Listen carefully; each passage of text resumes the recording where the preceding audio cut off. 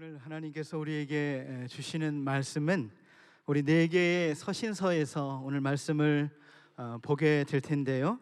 제가 각 책과 성경 구절을 말하면 여러분이 함께 한 목소리로 읽어 주시면 되겠습니다. 갈라디아서 5장 1절, 그리스도께서 우리를 자유롭게 하려고 자유를 주셨으니 그러므로 굳건하게 서서 다시는 종의 멍에를 매지 말라. 에베소서 2장 22절, 너희도 성령 안에서 하나님이 거하실 처소가 되기 위하여 그리스도 예수 안에서 함께 지어져 가느니라. 빌립보서 4장 4절, 주 안에서 항상 기뻐하라. 내가 다시 말하노니 기뻐하라. 골로새서 2장 9절 10절, 그 안에는 신성의 모든 충만이 육체로 거하시고 너희도 그 안에서 충만하여졌으니 그는 모든 통치자와 권세의 머리시라. 아멘. 여러분, 금년에 우리 표, 여기 앞에 있는 표 우리 같이 한번 크게 외쳐봅시다. 말씀 위에 굳게 서리라. 할렐루야. 여러분, 말씀 위에 굳게 선다는 것은 우리 모든 크리스천들이 누릴 수 있는 특권입니다. 축복이에요. 하나님의 말씀 위에 굳게 서지 아니하면 우리는 흔들릴 수밖에 없습니다. 세상이 우리를 흔들 수밖에 없어요. 그래서 이제 말씀으로 우리가 굳게 서야 되는데, 여러분, 우리가 금년에 말씀으로 굳게 서기 위해서 이제 성경 통독을 온 교회가 하고 있죠. 성경 통독과 함께 저는 또 그 페이스에 맞추어서 여러분들이 또 우리가 읽고 있는 그 성경의 책별로 개요 설교를 하고 있습니다. 그래서 이 개요 설교를 한다는 것이 참 저한테는 처음이고요. 이렇게 책별로 한 주마다 한다는 것이 큰 도전이었고 또한 큰 은혜였습니다. 다만 아쉬운 게 하나 있다면은 이 66권의 책을 그리고 이제 제가 매주 설교할 수가 없어서 이제 선교도 가고 또 자리를 비울 때도 있고 명절 설교도 있기 때문에 52주에서 그래도 몇 주를 또 빠졌기 때문에 66권을 한 권씩 다 다룰 수가 없는 게 너무나 아쉬웠어요. 근데 그럴 수밖에 없었죠. 그래서 구약 성경에서도 짧은 책들은 한꺼번에 다루었고 신약 성경도 이제 오늘부터 그렇게 할 수밖에 없는 게 너무나 아쉽습니다. 사실 오늘 제가 커버할 갈라디아서, 에베소서, 빌립보서, 골로새서는 진짜 보배의 말씀이 아까 그 조양기 탤런트인데 집사님 나와갖고 너무 그런 거 이건 진짜 너무나 좋은 말씀이에요. 이건 진짜. 그래서 한 책별로 책을 갖고도 수개월 아니면 1년 내내 설교할 수도 있는데 이것을 한 주에 다루는 것을 넘어갔고 한 주에 네 권을 오늘 다룬다고 하니까 너무나 죄송해. 하나님 앞에 죄송하기도 하면서, 그러나 지금은 이제 성경 전체를 읽고 있는 그러한 때이기 때문에 우리가 이렇게 그래도 큰 오버뷰로, 큰 픽처로 하나님의 말씀을 보는 것도 유익하다 해서 오늘도 이렇게 네 권을 좀 다루려고 하는데요. 이 네 권에 이제 원 포인트만, 각 책에서 가장 메인 아이디어가 되는 원 포인트만 다루겠는데 그 원 포인트를 제가 원 키워드로 여러분들과 나누려고 합니다. 그래서 갈라디아서의 키워드는 자유가 되고, 에베소서의 키워드는 지체가 되고, 빌립보서의 키워드는 기쁨이 되고, 골로새서의 키워드는 충만함이 되겠습니다. 자, 첫 번째 포인트는 갈라디아서입니다. 갈라디아서의 키워드 자유, 다 같이 시작. 자유. 자, 여기서 말씀드리는 자유는 그리스도께서 우리에게 주신 자유입니다. 우리가 하나님 앞에 나올 수 있도록 그리스도께서 우리를 죄에서부터, 사망 권세에서부터 자유케 하신 그 자유를 말하는 것입니다. 그리고 이 자유는 어떠한 그 율법을 통해서, 사람들의 어떠한 규정을 통해서, 종교를 통해서, 어떠한 무거운 짐을 통해서 얻어낼 수 있는 자유가 아니라 예수 그리스도께서 단번에 십자가에서 우리에게 허락하신 자유입니다. 자, 이 자유를 강조하는 것이 바로 이 갈라디아서의 말씀이 됩니다. 자, 문제는 이 갈라디아 교회에게 이러한 문제가 생겼어요. 근데 이 갈라디아 교인들만이 아니라 그 당시에 초대교회에는 이것이 굉장히 큰 이슈가 되었습니다.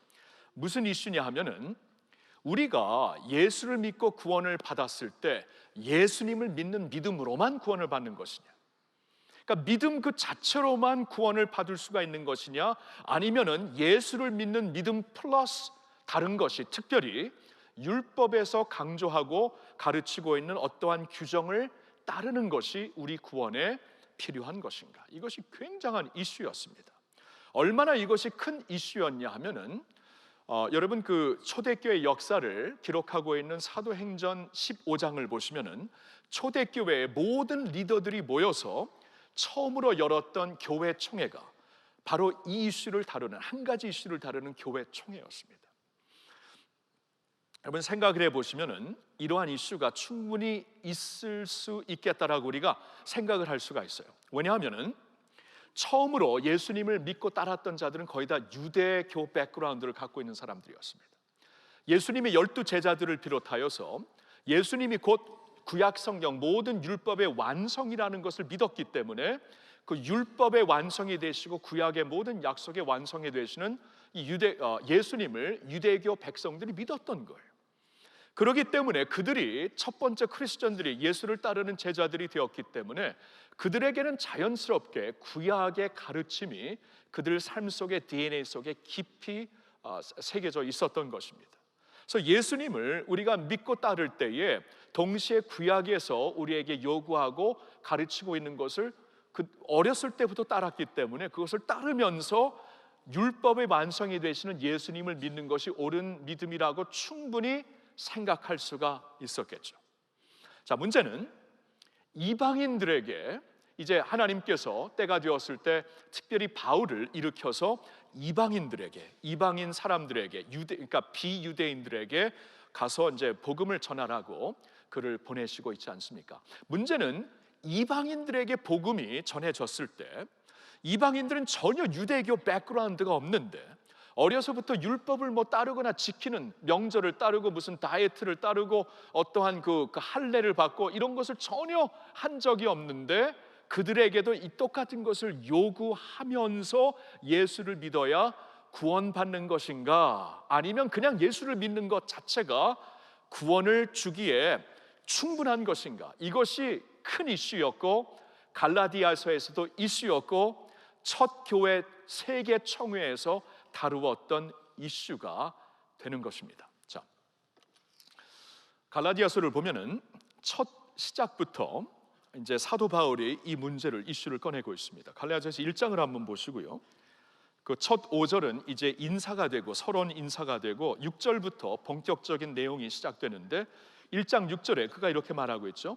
그리스도의 은혜로 너희를 부르신 이를 이같이 속히 떠나 다른 복음을 따르는 것을 내가 이상하게 여기노라. 여기 보셨나요? 너희는 다른 복음을 지금 따르고 있다. 다른 복음을 따른다는 것은 곧 예수를 떠난 것과 마찬가지다. 이렇게 말하고 있죠.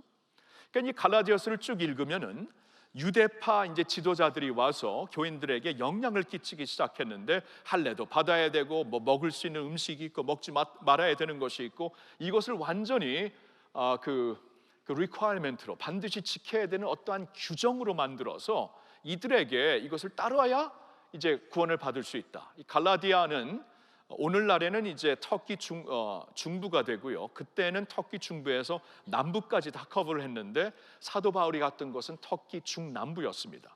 그곳에 있는 그 갈라디아 지역에 거의 다 이방인들이죠. 그들이 지금 유대파에서 그 중에는 막 베드로와 사도들도 그 유대파의 그 영향에 치우치는 모습을 보였기 때문에 베드로까지 저러면은 우리도 율법을 그대로 따라야 구원을 받을 수, 온전한 크리스천으로서 살 수 있는 것이다. 이러한 혼란 속에 교인들이 빠졌던 것이에요. 그때 이제 바울이 너무 이상하다, 너무 안타깝다, 어찌 이럴 수가 있느냐. 내가 처음부터 전했던 복음이 예수 그리스도의 십자가 복음, 예수 그리스도의 십자가 공로로 그 은혜로 의하여 믿음으로 말미암아 구원을 받은 것을 너희에게 전했는데 어찌 이제는 다른 복음을 받아들였냐, 개탄스럽다 하고 사도 바울이 처음부터 이렇게 말을 하고 있는 것이에요. 2장 16절을 볼까요? 2장 16절에 다시 한번 복음의 본질을 사도 바울이 외칩니다. 사람이 의롭게 되는 것은 율법의 행위로 말미암음이 아니요 오직 예수 그리스도를 믿음으로 말미암은 줄 알므로. 이 믿음 안에서 우리가 하나님 앞에 의롭게 되는 것이고, 예수의 십자가 공로 은혜를 받아서 믿음으로 하나님 앞에 서는 것이다. 이것이 우리로 하여금 구원받게 하는 것을 다시 한번 전하고 있습니다. 율법이 아니라는 것이요. 왜 율법이 아닌가 하면은 3장 10절을 보세요. 무릇 율법 행위에 속한 자들은 저주 아래에 있나니 기록된 바 누구든지 율법책에 기록된 대로 모든 일을 항상 행하지 아니하는 자는 저주 아래에 있는 자라 하였습니다. 자, 율법이 하나님께서 주신 하나님의 그 기준, 하나님의 법을 율법을 통해서 우리에게 주셨는데, 문제는 그 율법을 항상 온전하게 지키는 사람이 세상에 어디 있겠어요? 율법을 지켜서 하나님 앞에 의롭게 된다는 것을 주장한다면 그 율법을 항상 온전하게 지켜야 되는데 그럴 사람이 없거든요. 사도 바울도 한때는 율법사였고 누구보다도 율법을, 하나님의 율법을 생명으로 알았던 사람인데, 율법을 지키면 지킬수록 내가 율법의 기준에 다다르지 못하는 것을 깨닫고 정말 고통스러워했던 자가 사도 바울이었거든요.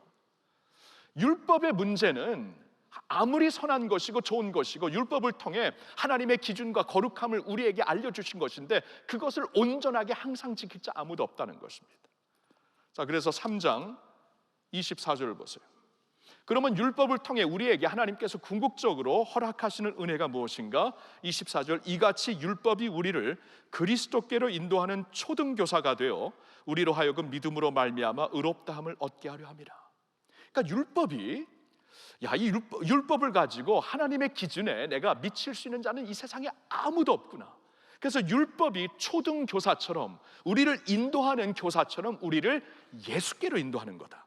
그 안에서는 소망이 없고 그 안에서 구원의 소망이 없기 때문에 우리를 그리스도께로 인도하여 하나님께서 그리스도를 통해서 허락하신 하나님의 의, 그리스도는 사람이면서 하나님이셨기 때문에, 하나님의 아들이셨기 때문에 율법을 온전히 지키신 분으로 그분의 perfection이, 그분의 온전함이 우리에게 주어지는, 그를 믿을 때 우리에게 주어져서 그분의 의를 우리가 옷 입고 하나님 앞에 서게 하는 것이다.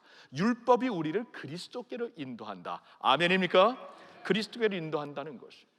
이것이 이제 율법의 궁극적인 역할이었기 때문에 이제 오늘 제가 여러분들과 함께 이 갈라디아서의 키벌스로, 키 구절로 같이 읽었던 5장 1절을 다시 한번 우리 한번 읽겠습니다. 그리스도께서 우리를 자유롭게 하려고 자유를 주셨으니 그러므로 굳건하게 서서 다시는 종의 멍에를 매지 말라. 이렇게 하나님이 그리스도 예수, 당신의 아들을 우리에게 보내주셔서 그로 하여금 우리를 자유롭게 하셨기 때문에, 그러므로 이제 굳건하게 서서 다시는 종의 멍에를 매지 말라. 그 자유를 지켜내라, 그 말씀이에요. 그러니까 우리 인간들의 본능은 말이죠, 인간들의 본능은 이 하나님의 은혜 플러스를 항상 추구한다는 거예요. 본능적으로. 그것이 율법이 되든 무슨 사이비 이단들의 다른 가르침이 되든 무슨 이 세상의 어떠한 그 미신적인 요소가 되든, 이 그리스도의 복음 플러스 뭐를 항상 따르고 싶어하는 본능이 우리 안에 있기 때문에 하나님이 그런 것을 멍에로 지지 말라고, 율법을 지킬 수가 없어서 이렇게 하신 것이기 때문에 그리스도께서 우리에게 주신 그 자유를 굳건히 지켜내라, 그 말씀입니다. 사진을 하나 보여드릴게요. 이 사진은 워싱턴 DC에 있는 6.25 전쟁 기념비에 적혀있는, 가장 그 언덕 위에 적혀있는 그 문자입니다. Freedom is not free. Freedom is not free. 자유는 거저 주어지는 것이 아니다. 제가 1992년도에 처음으로 워싱턴 DC 모니멘트에 가서 이 한국 그 6.25 기념비를 봤을 때 Freedom is not free, 참 가슴이 굉장히 뜨거워졌습니다. 왜냐하면 이 자유라는 것은 거저 주어지는 게 아니에요. 이것은 진짜 그때 이제 그 동참했던 연합군들이 몇 명이 이렇게 희생당했는가, 이 자유를 위해서. 적게 희생당한 나라에는 수십 명이 있고 어떤 나라는 수백 명, 어떤 나라는 수천 명, 미국 같은 경우는 5만 4천 명 이상이에요. 제가 그걸 생각해 봤을 때, 와, 5만 4천 명. 그때 한국이라는 나라 그렇게 아는 나라가 아니었습니다. 한번 생각해 보세요. 오늘 우리 대한민국의 젊은이들이, 군인이 알지도 못하는 나라에 가서 그 나라를 지키기 위해 5만 4천 명이 희생당했다고 생각하면서, 가만히 있지 않을 거죠 아마. 어떻게 저런 일을 했을까? 가슴이 뜨거워지더라고요. 숭고해지더라고요. 우리나라에선 더 많이 물론 희생을 당했지만 이 프리덤이라는 것, 자유라는 것은 이렇게 고귀한 것이에요. 근데 그날 저의 마음을 또 뜨겁게 했던 것은 하나님께서 주신 프리덤, 자유를 생각했기 때문입니다. 우리가 결단코 자유할 수 없기 때문에 하나님께서 그 자유를, 우리가 이룰 수 없는 자유를 주시기 위해 당신의 아들을 희생하셨구나. Freedom is not free. 결단코 거저주시는 자유가 아니라는 것을 생각할 때 이 그리스도께서 주신 이 자유를 귀하게 여기고 이 자유를 누리며 그리스도 안에서 우리가 자유롭게 된 것을 기뻐하며 하나님께 영광 돌릴 수 있는 그러한 삶을 사시기를 예수님의 이름으로 축원합니다. 두 번째, 에베소서의 키워드는 지체입니다. 여기서 말씀드리는 지체라는 것은 교회의, 주님의 몸된 교회의 한 파트, 각 파트 지체를 말씀드리는 것이에요. 자, 갈라디아서를 통해 우리가 예수 그리스도를 믿는 믿음으로 하나님의 은혜로 구원받은 하나님의 백성들이 되었다면 그러면 so what? 이제부터는 어떻게 사는 것이냐? 이게 이제 중요하죠. 예수 믿고 구원받은 사람들이라면 이제부터 어떻게 살아야 되는가? 근데 이것을 에베소서를 통해 우리에게 명확하게 말씀하시는데 이제부터는 너희는 주님의 그리스도의 몸된 교회의 지체로서 사는 것이다. 이 말씀을 주시고 있어요. 제가 오늘 에베소서의 키버스로 구절로 2장 22절을 여러분들과 읽었는데요. 그 22절의 좀 문맥을 한번 볼게요. 2장의 12절부터 보겠습니다. 에베소서 2장 12절에 보면 그때 너희는 그리스도 밖에 있었고 이스라엘 나라 밖의 사람이라 약속의 언약들에 대하여는 외인이요 세상에서 소망이 없고 하나님도 없는 자이더니 우리가 한때 다 그리스도 밖에 있었어요. 처음부터 그리스도 안에 있는 자 아니었습니다. 그때는 다 그리스도 밖에 있었고 하나님도 없는 자, 소망이 없는 자, 하나님께로 나갈 수 없는 자였는데 13절에 이제는 전에 멀리 있던 너희가 그리스도 예수 안에서 그리스도의 피로 가까워졌다. 전에 멀리 있던 너희가 이제는 그리스도 안에서 그리스도의 피로 가까워졌다. 놀라운 하나님의 은혜죠. 자, 그러므로 이제 어떻게 됩니까? 19절로 전파합니다. 19절 보니까 그러므로 이제부터 너희는 외인도 아니요 나그네도 아니요 오직 성도들과 동일한 시민이요 하나님의 권속이라. 자, 그렇게 이제 구원을 받았다는 것은 이제 하나님께서 우리를 성도들 가운데 하나님의 권속, Family of God 가운데 우리를 이제 인도하신 것이다. 자, 하나님의 권속, 패밀리가 되었다는 것은 또 무엇을 의미하는가? 20절부터 이렇게 말씀하고 있습니다. 너희는 사도들과 선지자들의 터 위에 세우심을 입은 자라. 자, 사도들은 신약을 썼고 선지자들은 구약을 썼습니다. 하나님의 말씀의 터전 위에 세우심을 입은 자이고 그 터전 위에는 예수 그리스도께서 친히 모퉁이 돌로 계신다. 모퉁이 돌은 파운데이션이죠. 첫 돌이죠. 그 터전 위에 예수님이 모퉁이 돌로 계시고 보세요. 그 안에서 건물마다 서로 연결하여 주 안에서 성전이 되어가고 이 말씀의 터전 위에 하나님의 권속으로 서 있는 우리들이 모퉁이 돌, 파운데이션이 되시는 예수님과 연결하여 그 안에서 건물처럼 세워지는 성전이 되어가고 있다. 자, 여기서 성전의 컨셉트가 완전히 바뀝니다. 구약에서는 성전은 빌딩이었어요. 솔로몬이 지은 성전. 근데 신약에 와서는 그리스도 예수로 말미암아 성전이 어떻게 변하냐 하면 사람들로 변합니다. 이제 living temple of God이 된 거예요. 전에는 그냥 building, dead temple이었는데 이제는 living temple of God. 하나님의 전이 이제 사람들로, 살아있는 사람들로 만들어지고 있는 것이다. 예수 안에 연결된 모든 사람들이. 그래서 2장 22절이 2장의 결론으로 우리 읽은 말씀 다시 읽어보겠습니다. 너희도 성령 안에서 하나님의 거하실 처소가 되기 위하여 그리스도 예수 안에서 함께 지어져 가느니라.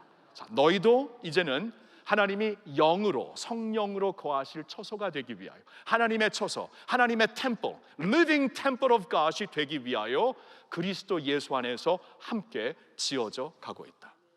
자, 여기 중요한 말씀은 함께입니다. 그리고 지어져 가고 있다. 진행형입니다. 함께. 그러니까 이 함께라는 이 개념을 떠나서 오늘날 믿음 생활을 우리가 생각할 수 없다는 거예요. 함께 지어져 가고 있는 하나님의 살아있는 리빙 템플, 건물이다. 함께. 그러니까 지체는 여러 파트가 하나가 되어서 연결되어서 몸을 이룬 게 아닙니까? 함께 몸을 이루어 나가는 것이다. 지어져 간다. 지금 진행형입니다. 아직 완전하지 않아요. 그래서 교회에 우리의 아직 완전하지 않은 모든 모습이 있기 때문에 문제가 있고 아픔이 있어요. 이건 다 있는 것입니다. 아픔이 있고 문제가 있다고 나 이제 교회 안 다닐래 이렇게 생각하는 것은, 그렇게 생각하면은 좀 맞지 않은 거예요. 성숙한 생각이 아닙니다. 아픔이 있을 수밖에 없어요. 지어져 가고 있기 때문에, 진행형이 있기 때문에. 그러나 지어져 가고 있다. 하나님이 지어 가신다. 하나님이 완전하게 하신다. 그 말씀이에요.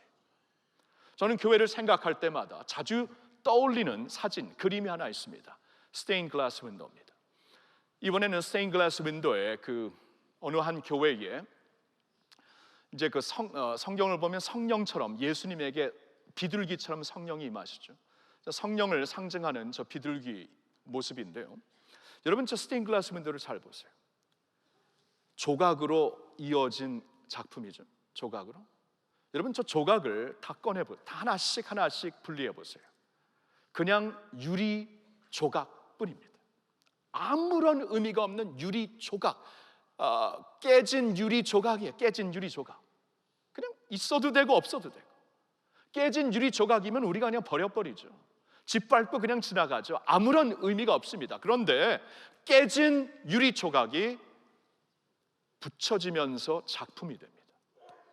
교회가 저런 게 아닌가. 하나님의 작품, 하나님의 은혜로, 은혜가 풀이라면은 하나님의 은혜로 깨진 조각들을 하나님께서 하나씩 하나씩 붙여가시면서 하나님의 작품으로 만들어 가신다. 그래서 있잖아요, 이 지체라는 개념을 우리가 생각하면, 우리가 기억하고 있을 때, 이 에베소서를 보면 계속해서 4장에 가서도 우리가 각 지체로서 어떻게 이제 교회에서 하나가 되어야 되며, 교회에서 우리 각자 활동, 각자 주어진 직분을 어떻게 감당해야 되며, 서로 사랑하여서 하나 되게 하신 것을 지켜가지고 주님의 몸된 교회로 지어져 가는 것이 우리가 장성하게, 우리가 성장하는 것이다. 그러니까 우리의 성장이, 믿음의 성장이 스스로 되는 게 아니라는 것이죠. 저렇게 하나님께서 작품으로 이어주시고 끼워주시고 붙여주셔야 우리가 성장하고 그리스도의 장성한 분량이 되어가는 것이. 그러니까 이 지체라는 개념을 떠나가지고 우리 자신을 제대로 볼 수가 없다는 것입니다. 지체라면 하나 된 것을 힘써 지켜야 되겠죠. 힘써 지키지 아니하면 조각입니다. 깨져버린 조각입니다. 아무것도 아니에요. 힘써 지켜야 되겠죠. 하나 된 것을. 그리고 머리 대신 그분을 주목해야 되겠죠. 우리가 하나가 된다는 것은 서로를 주목해서 하나가 되는 게 아니에요. 내가 한번 하나가 되게 할게, 내가 한번 너를 사랑할게. 여러분, 한계가 너무나 많습니다. 그렇게 안 돼요. 사람을 주목하면서 하나가 될 수가 없기 때문에 성경은 예수를, 믿음의 주의 온전케 하시는 예수를 바라보자, 머리 대신 예수를 바라보면서 같이 정렬이 되고 이어지는 것입니다. 여러분, 이렇게 지체 생활, 주 안에서 하나가 되는 생활, 주 안에서 예수님을 바라보며 우리 각자에게 주어진 은사대로, 달란트대로 우리의 직분의 역할을 감당하면서 주님의 몸된 교회 세워나가며 우리도 같이 세워지기를 예수님의 이름으로 축복합니다. 세 번째, 빌립보서의 키워드는 기쁨입니다. 다 같이 기쁨. 기쁨. 와. 여러분, 이 빌립보는요, 유럽에서 사도 바울이 이제 이방인들에게 다니면서 유럽에서 세웠던 첫 번째 교회예요. 첫 번째 교회. 그러니까 첫사랑입니다. 그러니까 애착이 굉장히 많은 교회, 바울에게는. 이 빌립보 교회에게 편지를 쓴 이유는 어떠한 이 고린도 교회처럼, 갈라디아 교회처럼, 이제 조금 후에 보겠지만 골로새 교회처럼 문제가 있어서 편지를 쓴 게 아니라 사도 바울이 이제 교제하고 싶은 거예요. 이 빌립보 교인들이 사도 바울을 기억하면서 이 빌립보서를 쓰고 있을 때 사도 바울이 로마에서 자택 감금이 되어 있는 상태였거든요. 그래서 옥중서신이에요. 옥중서신. 에베소서, 빌립보서, 골로새서, 빌레몬서 옥중에서 쓴 편지입니다. 이 옥중서신인데 사도 바울이 이제 이 자택 감금, 옥중에 있는 가운데 필요한 것이 있을 거 아니에요, 그렇죠? 옥중에서도 필요한 게 있으니까 이 빌립보 교인들이 사랑으로 연금을 모으고 또 필요한 것을 모아갖고 에바브로와 디모데 편에 바울에게 보냈던 것입니다. 그래서 이것을 받고 바울이 너무나 감격하고 감사해서 이 땡큐 편지를 쓰는 거예요. 빌립보서가 땡큐 편지. 이 땡큐 편지를 쓰면서 사도 바울은 지금 자신의 근황을 그들에게 알려줍니다. 지금 옥에 갇혀 있지만 나는 지금 여기서 기쁘다, 이제 여기서 감사하다, 감격하다, 복음이 여기서 도리어 확장되고 있다, 이 근황을 쭉 쓰고 있는 것이고, 그와 함께 빌립보 교인들을 격려하려는 말씀이 빌립보서의 편지가 됩니다. 자, 근데 이 편지에 가장 많이 반복되는 단어가 하나 있어요. 기쁨입니다. 이 기쁨이라는 어근을 가지고 기뻐하라, 기뻐해야 된다, 나의 기쁨은, 이 기쁨의 어근을 가지고 이 짧은 4장으로 구성된 말씀 안에 16번이 나옵니다. 기쁨이라는 단어가 16번. 그러니까 기쁨의 편지예요. 기쁨의 편지. 근데 다시 말씀드립니다. 사도 바울은 지금 옥중에서 편지를 쓰고 있어요. 내일 자신의 목이 날아갈 수도 있습니다. 환경으로 따지면 기뻐할 일이 하나도 없어요. 근데 그는 기뻐하고 있습니다. 여러분, 왜 그런지 아세요? 기쁨과 행복에는 아주 근본적인 차이가 있습니다. 근본적인 차이가 있어요. 행복은 환경에 따라 주어지는 겁니다. 그렇죠? 내 컨디션에 따라, 나의 어떠한 나의 그 상황에 따라 주어지는 것이 행복해. 행복할 때 행복하는 거죠. 불행할 땐 불행한 것이고. 근데 기쁨이라는 것은 환경을 넘어, 나의 컨디션을 뛰어넘어서 나의 상황을 초월하여서 하나님이 우리 안에 주시는 은혜예요. 은혜. 이게 기쁨입니다. 그래서 이제 성경을 보면 하나님이 주시는 이 기쁨이 우리의 능력이라고, 우리의 힘이라고 말씀을 하고 있어요. 왜냐하면 이 세상에서 우리는 상황 때문에, 환경 때문에, 컨디션 때문에 주저앉고 쇠사슬에 매일 수가 있지만, 환경과 컨디션을 뛰어넘어 초월하여 하나님이 주시는 기쁨을 누릴 수 있다는 것은 이건 능력이거든요. 힘이에요. 능력이에요. 주님이 주시는 기쁨이 능력이다. 이 기쁨이 왜 가능하냐 하면은, 여러분, 이런 게 있죠. 옛날 그 복음 성가 중에 1절 가사는 내게 강 같은 평화, 2절 가사는 내게 바다 같은 사랑, 3절 가사는 내게 샘 솟는 기쁨. 샘 솟는, 샘이에요. 샘. 여러분, 샘이 무엇인가 하면은 안 보이는 땅 깊은 곳에 흐르고 있는 강입니다. 깊은 곳에서 흐르고 있는 강이에요. 지금 수면 위에는 이미 건조함으로, 이 가뭄으로 인하여서 개울이 다 마르고 나무가 다 메마르고 있고 지금 메말라 죽고 있는 그러한 환경이지만, 근데 땅 깊은 곳에 강이 흐르고 있어요. 이건 가뭄이 터치하지 못하는 겁니다. 깊은 곳에서 흐르는 강이기 때문에 거기서 터져 나오는 것이 샘솟는 물이죠. 하나님의 기쁨이 그렇다는 것입니다. 환경은 우리를 터치하고 영향을 끼칩니다. 컨디션, 상황을 우리를 좌우할 수 있습니다. 그러나 하나님의 샘솟는 기쁨, 이건 깊은 곳에서, 환경이 터치할 수 없는, 하나님이 우리 심령 깊은 곳에서 흐르게 하시는 땅속에 있는 강물과 같은 기쁨이에요. 그렇죠? 이 기쁨을 사도 바울이 좀 얘기하고 있는 거예요. 나 진짜 기쁘다. 근데 여러분, 이 기쁨을 그러면 우리 성도들이 어떻게 누릴 수 있는 것인가? 이 바울의 간증을 쭉 보면은 이 비결이 다른 데 있는 게 아닙니다. 예수 그리스도를 주목하고 더욱 붙잡아가는데, 예수 그리스도를 더욱 알아가는 데서 그 기쁨의 비결이 있더라고요. 예수님을 알아가는데, 예수님을 더욱 깊이 알아가는데. 여러분, 지금 우리가 오늘 제가 개요 설교이기 때문에 다 커버를 할 수는 없지만, 이 빌립보서를 보면 3장에 7절부터 보면은 사도 바울이 전에 내가 중요하게 여겼던 이 세상의 모든 재물, 학위, 명예, 무슨 성공, 이 모든 것을 이제 그리스도를 더 알기 위하여 배설물로 여긴다. 우리가 가장 좋은 것을 붙잡으려면은 그 다음으로 좋은 것들을 놔야 되잖아요, 그렇죠? 전에는 이 많은 것들을 붙잡고 있는데 이걸 다 놓고 한 것을 붙잡는다. 여기에 비결이 있더라고요, 그렇죠? 내가 부하든지 가난하든지 이 예수 안에서 자족하는 비결을 배웠다. 4장 12절에 내게 능력 주시는 자 안에서, 예수 안에서 내가 모든 것을 할 수 있다. 4장 13절 1장 6절에 하나님이 그리스도 예수 안에서 너희 안에 허락하신 착한 일을 그날까지 반드시 이루시리라. 반드시. 하나님께서 그리스도 안에서 우리를 구원하셨으면 그 구원을 반드시 이루시는 거예요. 마지막 날까지.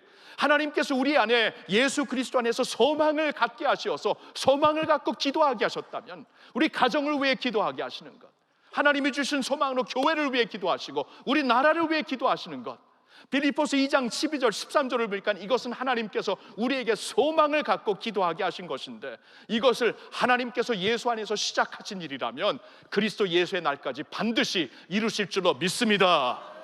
여기에 기쁨이 있는 거예요. 가정을 위해 기도하고 계십니까? 자녀들을 위해 기도하고 계십니까? 나라를 위해 기도하고 계십니까? 교회를 위해 기도하고 계십니까? 하나님께서 시작하신 일, 하나님이 반드시 이루십니다. 자기 아들을 아끼지 아니하시고 우리를 위하여 내주시니가 어찌 그 아들과 함께 모든 것을 우리에게 주시지 아니하겠느냐. 로마서 8장 32절의 말씀.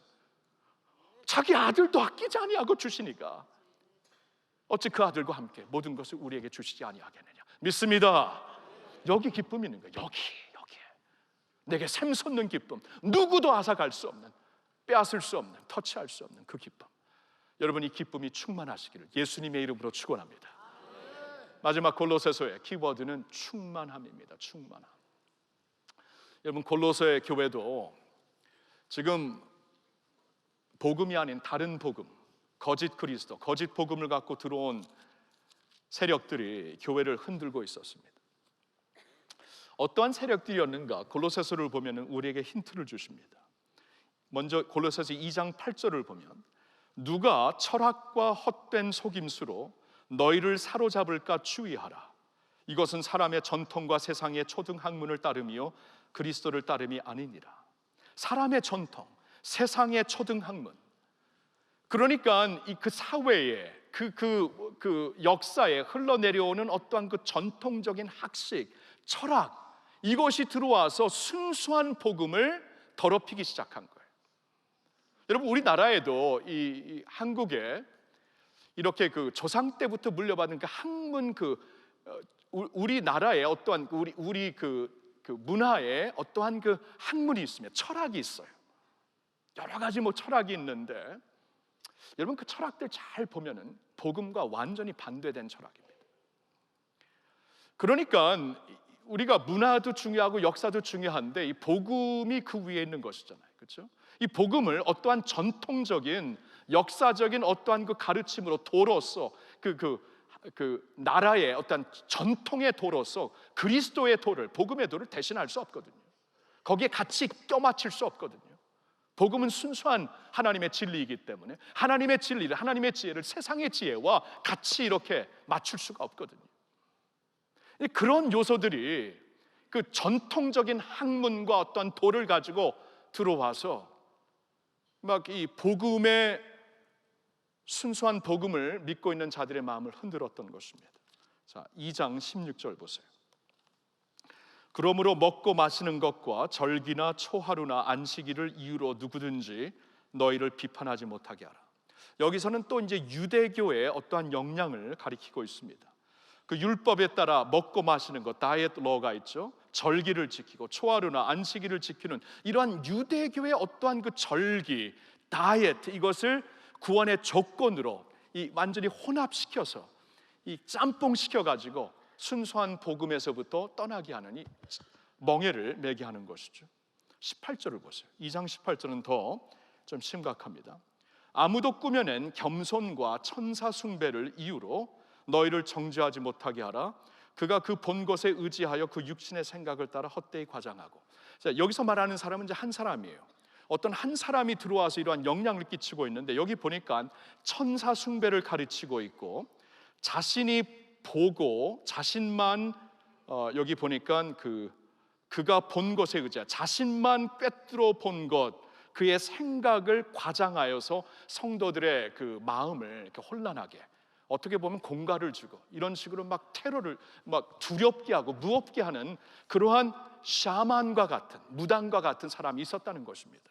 여러분, 이거 굉장히 중요한데요, 여기서 말하는 그 천사 숭배, 뭐 자신만 볼 수 있는 영의 세계의 지식, 이게 뭐냐 하면은 그 영의 세계를 꿰뚫어서 말하는 것입니다. 여러분, 그 사주팔자를 보고 뭐 이제 그런 사람들을 보면서 와, 귀신처럼 마치네, 그 말이 괜히 있는 게 아니에요. 귀신이 진짜 있고 마칩니다. 우리 과거도 알 수 있고 뭐 알 수 있어요. 근데 문제는 이게 귀신들이거든요. 그러니까 영의 세계에서 이렇게 꿰뚫어 보고 있는 그러한 사람이 스스로 겸손한 척하면서 자신만 알고 있는 지식을 공갈처럼 성도들에게 가르치면서 자신을 따르게 했던 것이에요. 자, 이 모든 이슈들로 인하여서 막 소동하고 요동하고 있는 골로새 교회에게 사도 바울이 뭐라고 말씀하는가, 이게 굉장히 중요해요. 하나하나씩 이 문제는 이렇게 대처하고 저 문제는 이렇게 대하고 그렇게 말씀하지 않습니다. 그 위에 모든 것을 압도하시는 한 분을 보여주세요.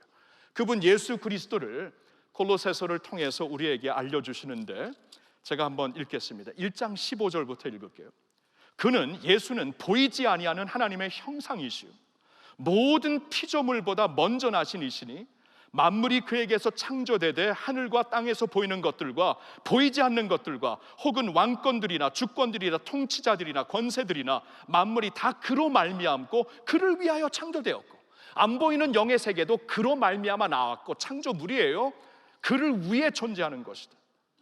17절, 또한 그가 만물보다 먼저 계시고 만물이 그 안에 함께 섰느니라. 그는 몸인 교회의 머리시라. 그가 근본이시여 죽은 자들 가운데서 먼저 나신 이시니 이는 친히 만물의 으뜸이 되려 하심이요 아버지께서는 모든 충만으로 예수 안에 거하게 하시고 그의 십자가의 피로 화평을 이루사 만물, 곧 땅에 있는 것들이나 하늘에 있는 것들이 그로 말미암아 자기와 화목하게 되기를 기뻐하심이라. 할렐루야.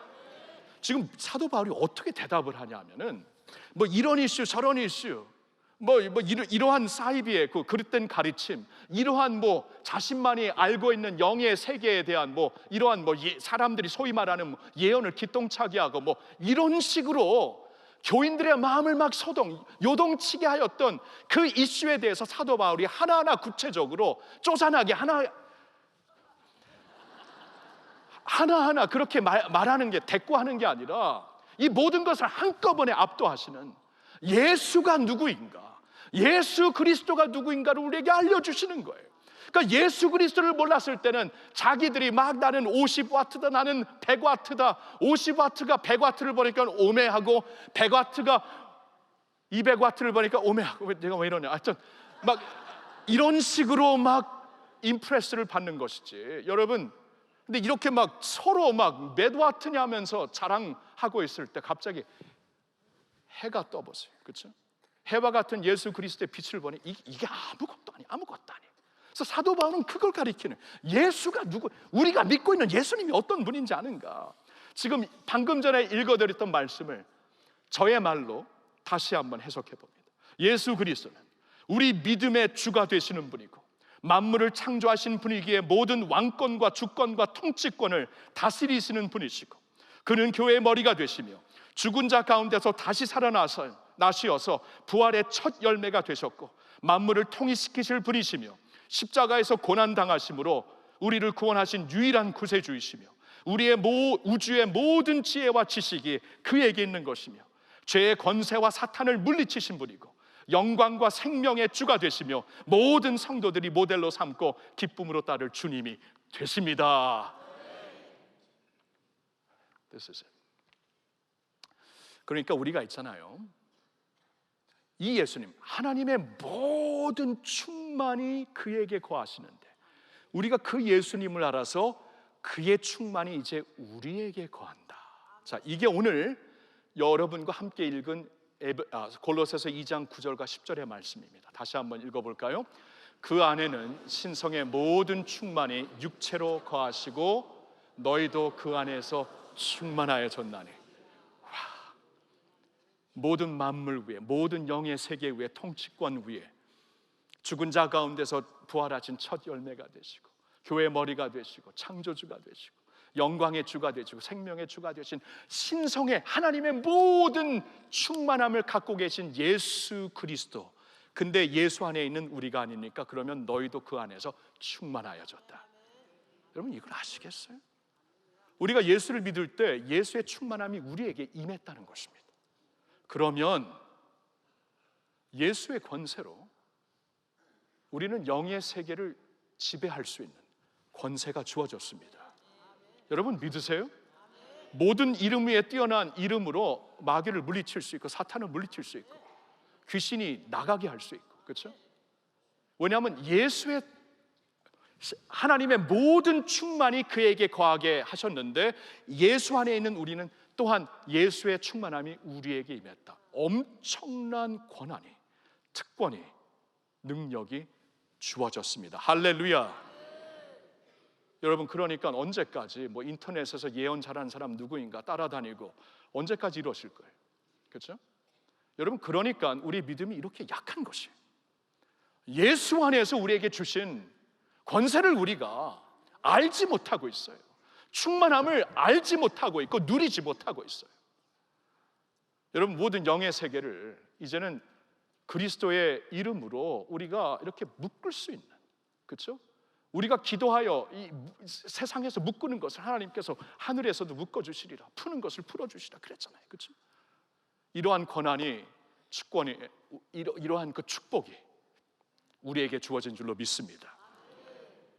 여러분 기도 받을 때 뭐 이렇게 경건한 리더들을 통해 기도 받을 때도 있죠, 필요하죠. 그런데 항상 기도 받아야만 되고 아니고 여러분들이 그리스도의 이름으로 기도할 수 있어요. 왕 같은 제사장이라 그랬어요. 왕 같은 제사장. 기도할 수 있다는 것이. 여러분, 그래서 우리의 모든 것이 되시는 예수님이 우리가 믿는 주님이 되십니다. 주 나의 모든 것 되시는 것을 믿으시고 주 안에서 충만하시어서 주님이 주시는 자유와 기쁨과 하나됨을 누리시기를 예수님의 이름으로 축원합니다. 기도합시다. 하나님 아버지 감사합니다. 나의 모든 것 되시는 예수 안에서 이제 주신 자유를 완전히 누리고 기쁨으로 승리하게 하옵시고 주님의 지체로서 주님의 몸으로서 하나됨을 누리는 저희들 되게 하여 주시옵소서. 예수로 살고 예수로 승리하고 예수로 죽고 예수님 때문에 소망 갖고 예수로 충만한 주의 백성들 모두가 되게 하여 주시옵소서. 우리 주 예수님의 이름으로 감사드리며 기도하옵나이다. 아멘. 아멘. 할렐루야. 할렐루야. 예수님 감사합니다.